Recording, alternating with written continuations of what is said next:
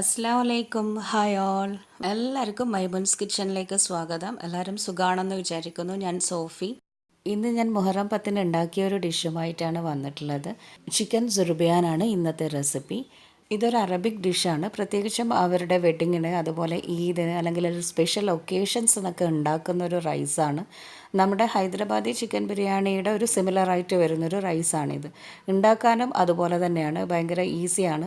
ഇതിപ്പം ഞാൻ ചിക്കൻ വെച്ചിട്ടാണ് ഉണ്ടാക്കിയത്. അതല്ലെങ്കിൽ നമുക്ക് ആട് വെച്ചിട്ട്, മട്ടൺ വെച്ചിട്ടുണ്ടാക്കാം, ബീഫ് വെച്ചിട്ടുണ്ടാക്കാം. ഹൈദരാബാദി ചിക്കൻ ബിരിയാണിയൊക്കെ ഉണ്ടാക്കുന്നത് പോലെ തന്നെ ആദ്യം ചിക്കൻ ഒന്ന് ഒരു ഗ്രേവിയിൽ മാരിനേറ്റ് ചെയ്തിട്ട് അതൊന്ന് വേവിച്ചെടുത്തിട്ട് അതിലേക്ക് കുക്ക്ഡ് റൈസ് ഇട്ടിട്ട് അങ്ങനെ ഉണ്ടാക്കിയെടുക്കുന്ന ഒന്നാണ്.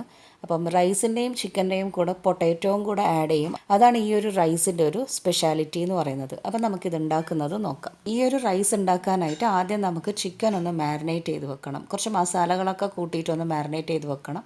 അപ്പോൾ അതിനായിട്ട് ഞാനിപ്പോൾ ഇവിടെ ഒരു 4 സവാള എടുത്തിട്ടുണ്ട്. ഒരു ചെറിയ കഷ്ണം ഇഞ്ചി, 5-6 വെളുത്തുള്ളി എടുത്തിട്ടുണ്ട്. എന്താ വേണ്ടതെന്ന് വെച്ചാൽ ഈ സവാള നമുക്ക് ആദ്യം ഒന്ന് നന്നായിട്ട് ഫ്രൈ ചെയ്തെടുക്കാം. നമ്മൾ തലശ്ശേരി ബിരിയാണി ഉണ്ടാക്കുമ്പം ഉള്ളി പൊരിച്ചെടുക്കുന്നില്ലേ, അതേപോലെ തന്നെ ഇതിന് വേണ്ടിയിട്ടും പൊരിച്ചെടുക്കണം. അപ്പം ഞാനിപ്പം 4 സവാള നേർമയായിട്ട് അരിഞ്ഞിട്ടെടുത്തിട്ടുണ്ട്, സ്ലൈസ് ചെയ്തെടുത്തിട്ടുണ്ട്. ഇത് കുറച്ചായിട്ട് കുറച്ച് എണ്ണയിലിട്ടിട്ട് അങ്ങ് പൊരിച്ചെടുക്കാം. ഇനി ഈ പൊരിച്ചെടുത്ത ഉള്ളിയും അതിൻ്റെ കൂടെ കുറച്ച് കാര്യങ്ങളും കൂടെ ചേർത്തിട്ട് മിക്സിയിൽ അരച്ചെടുത്തിട്ട് അതാണ് നമ്മൾ പിന്നെ ചിക്കനിലേക്ക് മാരിനേറ്റ് ചെയ്ത് വെക്കുന്നത്. അപ്പം ഞാനിപ്പം ഉള്ളി നന്നായിട്ട് പൊരിച്ചെടുത്തിട്ടുണ്ട്. ഉള്ളി പൊരിക്കുമ്പം ആദ്യം ഫുൾ ഫ്ലെയിം ഇട്ടിട്ട് പിന്നെ അങ്ങ് ലോ ആക്കി വെക്കണം.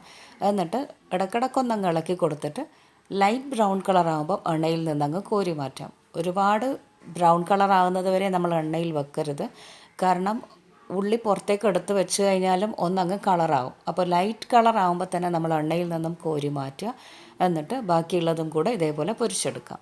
അപ്പോൾ ഞാനിപ്പോൾ ഇങ്ങനെ 3 പ്രാവശ്യമാക്കിയിട്ടാണ് ഉള്ളി പൊരിച്ചെടുത്തത്. അതല്ലെങ്കിൽ നമുക്ക് വലിയൊരു പാത്രം എടുക്കാം, എന്നിട്ട് അതിലേക്ക് ഒരുമിച്ച് അങ്ങ് ഇട്ട് കൊടുത്തിട്ട് ഫ്രൈ ചെയ്തെടുത്താലും മതി. അങ്ങനെ ഞാനിപ്പം ബിസ്ത എല്ലാം എടുത്ത് വെച്ചിട്ടുണ്ട്, ഉള്ളിയെല്ലാം പൊരിച്ചെടുത്തിട്ടുണ്ട്. ഇനി എന്താ ചെയ്യേണ്ടതെന്ന് വെച്ചാൽ ഇത് മുഴുവനായും നമ്മൾ അരച്ച് പേസ്റ്റ് ആക്കരുത്. ഇതിൻ്റെ പകുതി മാത്രമേ നമുക്ക് ആവശ്യമുള്ളൂ. നമ്മൾ എടുക്കുന്ന ചിക്കൻ അനുസരിച്ചിട്ട് വേണം നമ്മുടെ ഉള്ളിയുടെ അളവ് കൂട്ടാൻ. അപ്പം ഞാനിപ്പോൾ ഏകദേശം ഒരു 800 ഗ്രാമോളം ചിക്കനാണ് ഞാൻ എടുത്തത്. അപ്പോൾ അതിന് കണക്കായിട്ട് ഞാനിപ്പോൾ ഒരു 4 സവാളയാണ് പൊരിച്ചെടുത്തത്. ഈ 4 സവാളയിൽ നിന്നും പകുതി മാത്രമേ നമുക്ക് അരക്കാനായിട്ട് വേണ്ടുള്ളൂ. ബാക്കിയുള്ള ഉള്ളി നമ്മൾ ഗാർണിഷ് ചെയ്യാനും അതുപോലെ മസാലയിലേക്ക് ഇട്ട് കൊടുക്കാനൊക്കെ വേണ്ടിയിട്ട് എടുക്കണം. പിന്നെ ഈ ഒരു റൈസിൻ്റെ ഒരു സ്പെഷ്യാലിറ്റി ഞാൻ പറഞ്ഞല്ലോ, പൊട്ടാറ്റോ ആണെന്ന്. അപ്പം ഞാനിപ്പോൾ ഒരു മീഡിയം വലിപ്പത്തിലുള്ള പൊട്ടാറ്റോ എടുത്തിട്ടുണ്ട്. എന്നിട്ട് അത് നീളത്തിൽ കട്ട് ചെയ്തെടുക്കാം. ഇനി എന്താ ചെയ്യേണ്ടതെന്ന് വെച്ചാൽ ഇതിപ്പം 800 ഗ്രാമോളം ചിക്കൻ ഉണ്ടാവും. ഇത് ഞാൻ അത്ര വലിയ പീസാക്കിയിട്ടല്ല കട്ട് ചെയ്തത്, ഒരു മീഡിയം വലിപ്പത്തിലുള്ള പീസായിട്ടാണ്. അപ്പോൾ നമുക്ക് വേണമെങ്കിൽ വലിയ സൈസായിട്ട് കട്ട് ചെയ്തെടുക്കാം. ഒരു ചിക്കൻ ഒരു 5-6 പീസൊക്കെ ആക്കിയിട്ട് കട്ട് ചെയ്യാം. അപ്പം ഞാനിപ്പം ഒരു മീഡിയം വലിപ്പത്തിൽ ഓൾറെഡി കട്ട് ചെയ്ത് വെച്ചതുണ്ട്, അപ്പോൾ അതാണ് എടുത്തത്. ഇനി ഈ ചിക്കനിൽ വേണ്ടിയിട്ട് മസാല ഉണ്ടാക്കാനായിട്ടുള്ളത് എന്തൊക്കെയാണെന്ന് നോക്കാം. അപ്പം എന്താ വേണ്ടതെന്ന് വെച്ചാൽ ഞാനിപ്പോൾ ഒരു മിക്സി ജാർ എടുത്തിട്ടുണ്ട്. അതിലേക്ക് നമ്മൾ അരക്കാനായിട്ട് എടുത്ത് വെച്ച ഉള്ളി ഉണ്ടല്ലോ, പൊരിച്ച ഉള്ളി, അത് ഇതിലേക്ക് അങ്ങ് ഇട്ട് കൊടുക്കാം.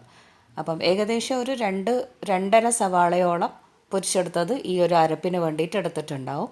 അങ്ങനെ മിക്സിയിലേക്ക് അത് ഇട്ട് കൊടുത്തിട്ടുണ്ട്. ഇതിലേക്ക് ഇഞ്ചി ഇട്ട് കൊടുക്കാം, വെളുത്തുള്ളി ഇട്ട് കൊടുക്കാം,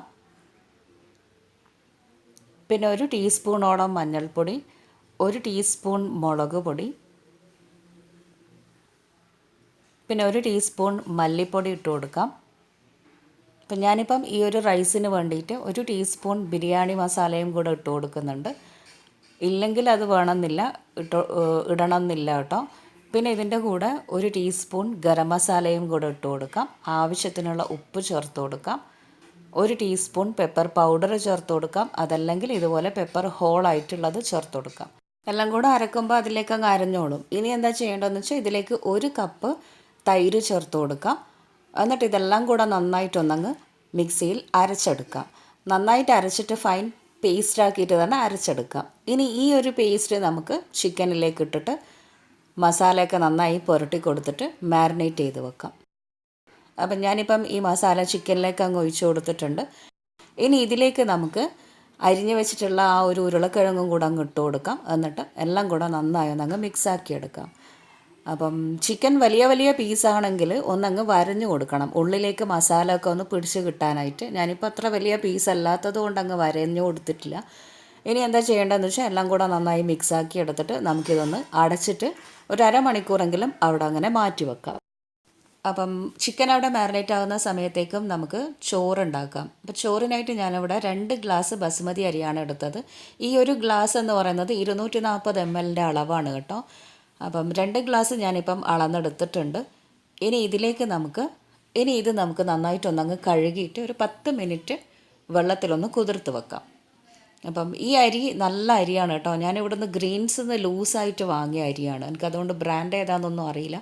എല്ലാത്തിനും നല്ല തന്നെ. ഈ ഫ്രൈഡ് റൈസൊക്കെ ഉണ്ടാക്കുമ്പോൾ അങ്ങനെ കുഴഞ്ഞു പോകുന്നൊന്നുമില്ല. ഉണ്ടാക്കിയെടുത്താലും നല്ല മണിമണി പോലെ തന്നെ നിൽക്കുന്നുണ്ട്. അപ്പോൾ അതുകൊണ്ട് ഞാൻ സ്ഥിരമായിട്ട് ഇത് തന്നെയാണ് വാങ്ങാറ്. ഇനി നമുക്ക് ഈ അരി നന്നായിട്ടൊന്നങ്ങ് കഴുകിയെടുത്തിട്ട് ഒരു 10 മിനിറ്റ് ഇങ്ങനെ അങ്ങ് കുതിർത്ത് വെക്കാം. അരി കഴുകിയതിന് ശേഷം മാത്രമേ കുതിർത്ത് വെക്കാവൂ. ഇല്ലാന്നുണ്ടെങ്കിൽ കുതിർത്തതിന് ശേഷം നമ്മൾ കഴുകാൻ നിന്ന് കഴിഞ്ഞാൽ അരി പൊട്ടിപ്പോവും. അപ്പോൾ അതൊന്ന് ശ്രദ്ധിച്ചാൽ മതി. ഇനി നമുക്ക് റൈസ് ഉണ്ടാക്കാം. അപ്പം ഞാൻ ഈ ബസ്മതി അരി കൊണ്ട് 2 തരത്തിലും റൈസ് ഉണ്ടാക്കാറുണ്ട്.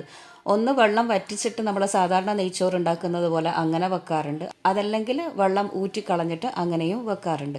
രണ്ടും നല്ലത് തന്നെയാണ്. പക്ഷെ എനിക്ക് കുറച്ചും കൂടി നല്ലതായിട്ട് തോന്നിയത് വെള്ളം വറ്റിച്ചിട്ട് വെക്കുന്നതാണ്. നമ്മൾ നെയ്ച്ചോറൊക്കെ വെക്കുന്നത് പോലെ അങ്ങനെ വറ്റിച്ച് വെക്കുന്നതാണ് കുറച്ചും കൂടി നല്ലതായിട്ട് തോന്നിയത്. മണിമണിയായിട്ട് കിട്ടുന്നുണ്ട്. അപ്പം ഈ ഒരു ചോറിനും ഞാൻ അങ്ങനെ തന്നെ വറ്റിച്ചിട്ടാണ് വെക്കുന്നത്. നമ്മൾ സാധാരണ നെയ്ച്ചോറ് ഉണ്ടാക്കുന്നത് പോലെ തന്നെ നെയ്യിട്ട് കൊടുത്തിട്ട് അതിലേക്ക് സ്പൈസസ് പട്ട, ഗ്രാമ്പു, ഏലക്ക ഇട്ട് കൊടുക്കാം. ഒരു ബേ ലീഫ് ഇട്ടിട്ടുണ്ട്. ഒരു 1/4 മുറി സവാള സ്ലൈസ് ചെയ്തിട്ട് ഇട്ട് കൊടുത്തിട്ടുണ്ട്. നന്നായി മൂത്ത് വന്നപ്പം അതിലേക്ക് അളന്നിട്ടുള്ള വെള്ളമാണ് ഞാൻ ഇട്ട് കൊടുത്തത്. വറ്റിച്ച് വെക്കുമ്പോൾ എപ്പോഴും വെള്ളത്തിൻ്റെ അളവ് കറക്റ്റ് ആക്കണം. എന്നാലേ നല്ല മണിമണിയായിട്ട് കിട്ടുള്ളൂ. അപ്പം ഞാൻ 2 ഗ്ലാസ്സാണ് എടുത്തത്. അതിന് കണക്കായിട്ടൊരു 4 ഗ്ലാസ് വെള്ളം ഒഴിച്ചു കൊടുക്കണം. പക്ഷെ 4 ഗ്ലാസ് വെള്ളം കംപ്ലീറ്റ് ആയിട്ട് ഇട്ട് കൊടുക്കരുത്. കാരണം നമുക്ക് ഈ ചോറ് ഫുള്ളായിട്ട് കംപ്ലീറ്റ് ആയിട്ട് കുക്കാവണ്ടല്ലോ.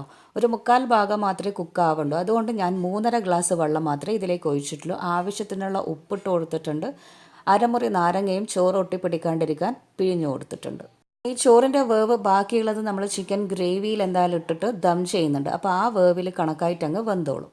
ഇനി ഇതിലേക്ക് ഞാനിപ്പം അരിയിട്ട് കൊടുത്തിട്ടുണ്ട്. ഒരു 10 മിനിറ്റ് മാത്രമേ ഞാൻ അരി അങ്ങനെ വെള്ളത്തിൽ കുതിർത്ത് വെച്ചിട്ടുള്ളൂ. പിന്നെ ഞാനങ്ങ് വെള്ളം ഊറ്റി അരിപ്പയിൽ വെച്ചിട്ടുണ്ടായിരുന്നു. പൊതുവേ നമ്മൾ ഉണ്ടാക്കുന്ന ബിരിയാണിക്കായാലും നെയ്ച്ചോറിനായാലും ഈ അരിയല്ല സാധാ മറ്റേ കൈമ അരി എടുത്താലും ഒരു 1/2 ഗ്ലാസ് വെള്ളം കുറച്ചിട്ട് വെക്കുന്നതായിരിക്കും ഏറ്റവും നല്ലത്. കാരണം പല തരത്തിലുള്ള അരിയാണല്ലോ നമുക്ക് കിട്ടുക.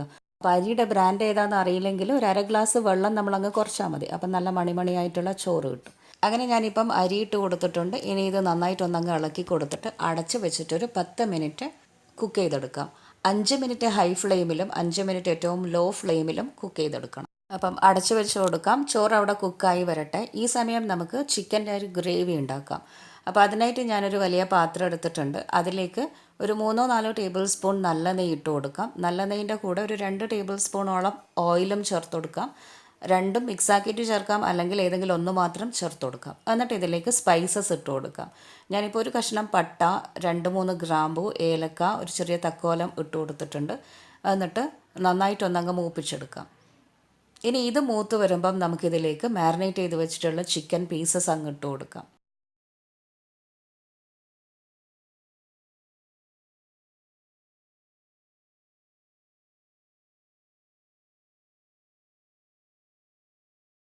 ചിക്കൻ്റെ കൂടെ തന്നെ ആ ഉരുളക്കിഴങ്ങും കൂടെ അങ്ങ് ഇട്ട് കൊടുക്കാം. അങ്ങനെ ഞാനിപ്പം ചിക്കനും ഉരുളക്കിഴങ്ങും മുഴുവനായിട്ട് അങ്ങ് ഇട്ട് കൊടുത്തിട്ടുണ്ട്. ഇനി ഇതിലേക്ക് ബാക്കി വന്നിട്ടുള്ള ആ ഗ്രേവിയും കൂടെ അങ്ങ് ഇട്ട് കൊടുക്കാം. എന്നിട്ട് ഇത് നന്നായിട്ടൊന്നങ്ങ് എണ്ണയിൽ ഒന്ന് റോസ്റ്റ് ചെയ്തെടുക്കാം. ജസ്റ്റ് ഒന്നങ്ങ് ഇളക്കി കൊടുത്തിട്ട് എണ്ണയൊക്കെ എല്ലാത്തിലും ഒന്നങ്ങ് പിടിച്ച് കിട്ടാനായിട്ട് ഒന്നങ്ങ് ഇളക്കി കൊടുത്താൽ മതി. അപ്പം നന്നായിട്ടൊന്നങ്ങ് ഇളക്കി കൊടുത്തിട്ട് ഒരു 5 മിനിറ്റ് നമുക്ക് അടച്ച് വെക്കാം. ചിക്കൻ എന്തായാലും കുക്കാവാത്ത ചിക്കനാണല്ലോ. അപ്പോൾ ഒന്ന് അടച്ച് വെച്ചിട്ടൊന്ന് കുക്കായിക്കോട്ടെ. അതിന് ശേഷം നമുക്ക് അരി ഇട്ട് കൊടുക്കാം. അപ്പോഴേക്കും നമ്മുടെ ചോറ് കണ്ടോ നന്നായിട്ട് കുക്കായി വന്നിട്ടുണ്ട്. 100% കുക്കായിട്ടില്ല, ഒരു 80% കുക്കായിട്ടുണ്ട്. ബാക്കിയുള്ളത് നമ്മൾ ആ ഗ്രേവിയിലിട്ടിട്ട് ദം ചെയ്യുമ്പം കുക്കായിക്കോളും. അപ്പോൾ ഇനി ചോറ് അടച്ച് വെക്കണ്ട, തുറന്ന് വെച്ചിട്ട് ചൂടാറാനായിട്ട് വെക്കാം. അപ്പോഴേക്കും നമ്മുടെ ചിക്കനും ഗ്രേവിയൊക്കെ ചെറുതായിട്ടൊന്ന് തിളച്ച് തുടങ്ങിയിട്ടുണ്ട്. ഞാൻ ഫ്ലെയിം ഇപ്പം ലോ ആക്കി വെച്ചിട്ടുണ്ട്. ഇനി എന്താ ചെയ്യേണ്ടതെന്ന് വെച്ചാൽ നമുക്ക് ദം ചെയ്യാം. അപ്പോൾ അതിനായിട്ട് നേരത്തെ നമ്മൾ മാറ്റി വെച്ച ബിസ്സ ഉണ്ടല്ലോ, പൊരിച്ച ഉള്ളി ഉണ്ടല്ലോ, അത് കുറച്ചങ്ങ് വിതറി കൊടുക്കാം. മുഴുവൻ ഉള്ളിയും ഇപ്പം അങ്ങ് ഇട്ട് കൊടുക്കണ്ട, കുറച്ച് മുകളിൽ ഇടാനായിട്ടുള്ള മാറ്റി വെക്കണം. ഇനി ഇതിൻ്റെ മുകളിൽ കുറച്ച് മല്ലിയില അരിഞ്ഞിട്ട് അങ്ങ് ഇട്ട് കൊടുക്കാം. എന്നിട്ട് നമുക്ക് ചോറ് ലെവലാക്കിയിട്ട് അങ്ങ് നിരത്തി ഇട്ട് കൊടുക്കാം. അപ്പം ഞാനിപ്പം ചോറിങ്ങനെ ലെവലായിട്ട് ഇട്ട് കൊടുക്കുന്നുണ്ട്. അപ്പോൾ ചോറ് ഇങ്ങനെ എനിക്ക് കുക്ക് ചെയ്യുമ്പം നല്ല മണിമണിയായിട്ട് കിട്ടുന്നുണ്ട്. അതുകൊണ്ട് ഞാനിപ്പം ബസ്മതി അരി ആയാലും സ്ഥിരമായിട്ട് ഇങ്ങനെ തന്നെയാണ് കുക്ക് ചെയ്തെടുക്കുന്നത്. അപ്പം ആവശ്യത്തിന് നന്നായിട്ട് വെന്ത് വരികയും ചെയ്യും. അങ്ങനെ നമ്മുടെ ചോറിപ്പം എല്ലാം അങ്ങനെ നിരത്തി ഇട്ട് കൊടുത്തിട്ടുണ്ട്. ഇനി എന്താ ചെയ്യേണ്ടതെന്ന് വെച്ചാൽ ഇത് നന്നായിട്ട് എല്ലാ ഭാഗത്തേക്കും അങ്ങ് ലെവലാക്കി കൊടുക്കാം. എന്നിട്ട് ഇതിൻ്റെ മുകളിലും കുറച്ച് പൊരിച്ച ഉള്ളിയും അതുപോലെ തന്നെ മല്ലിയിലയും വിതറി കൊടുക്കാം. പൊരിച്ച ഉള്ളീൻ്റെ കൂടെ കുറച്ച് നട്ട്സും കൂടെ റോസ്റ്റ് ചെയ്തിട്ട് കൊടുക്കാം. കുറച്ച് അണ്ടിപ്പരിപ്പും കിസ്മിസും മുകളിലങ്ങ് വിതറി കൊടുക്കാം. എൻ്റെ അടുത്ത് ലാസ്റ്റ് ഇടാൻ വിട്ടുപോയതാണ്. അങ്ങനെ എല്ലാം ഇപ്പോൾ ഇട്ട് കൊടുത്തിട്ടുണ്ട്. ഇനി എന്താ ചെയ്യേണ്ടതെന്ന് വെച്ചാൽ ആ തവി കൊണ്ടൊന്ന് ഇങ്ങനെ ഒരു ഹോൾ ഉണ്ടാക്കി കൊടുക്കാം. എന്തിനാന്ന് വെച്ചാൽ അടിയിലുള്ള ആ ഒരു മസാലൻ്റെ ഗ്രേവീൻ്റെ ആ ഒരു ഫ്ലേവർ ഉണ്ടല്ലോ, അത് മുകളിലേക്ക് വരാൻ വേണ്ടിയിട്ടാണ് അങ്ങനെ ഹോൾ ഇട്ട് കൊടുത്തത്. ഇനി ഇതിലേക്ക് കുറച്ച് സഫ്രോൺ റോസ് വാട്ടറിലൊന്ന് മിക്സാക്കിയതാണ്, അതും കൂടെ ഒഴിച്ച് കൊടുത്തിട്ട് അടച്ചിട്ട് ഏറ്റവും ലോ ഫ്ലെയിമിൽ ഒരു 10-15 മിനിറ്റോളം കുക്ക് ചെയ്തെടുക്കണം. നമ്മുടെ ചിക്കൻ എന്തായാലും വെന്ത് കിട്ടണം. അപ്പോൾ അതിൻ്റെ സമയം നോക്കിയിട്ട് വേണം നമ്മൾ ഫ്ലെയിം ഓഫ് ചെയ്യാൻ. അങ്ങനെ ഒരു 15 മിനിറ്റോളം ഞാനിങ്ങനെ ലോ ഫ്ലെയിമിൽ കുക്ക് ചെയ്തെടുത്തിട്ടുണ്ട്. പിന്നെ ഒരു 5 മിനിറ്റ് കഴിഞ്ഞിട്ടാണ് മൂടി തുറന്നത്. കാരണം ആ ഒരു മസാല പെട്ടെന്ന് അങ്ങ് ഫ്ലേവർ പുറത്ത് പോരണ്ടെന്ന് വിചാരിച്ചിട്ട്. അങ്ങനെ നമ്മുടെ സുർബിയാൻ റൈസ് ഇവിടെ റെഡി ആയിട്ടുണ്ട്. ഇനി നമുക്കിത് ചൂടോടെ സെർവ് ചെയ്യാം. അപ്പോൾ ആ ഒരു മസാലൻ്റെ ആ ഒരു ഫ്ലേവറും ടേസ്റ്റും ഉണ്ടല്ലോ, പറഞ്ഞറിയിക്കാൻ വയ്യ. അടിയിലുള്ള ആ ഒരു ചിക്കൻ ഗ്രേവി ഒരുപാടങ്ങ് ഡ്രൈ ആയി പോകരുത്. അതാണ് ഈ ഒരു റൈസിൻ്റെ ഒരു ടേസ്റ്റ്. ഇനി നമുക്കിത് ചൂടോടെ സെർവ് ചെയ്യാം.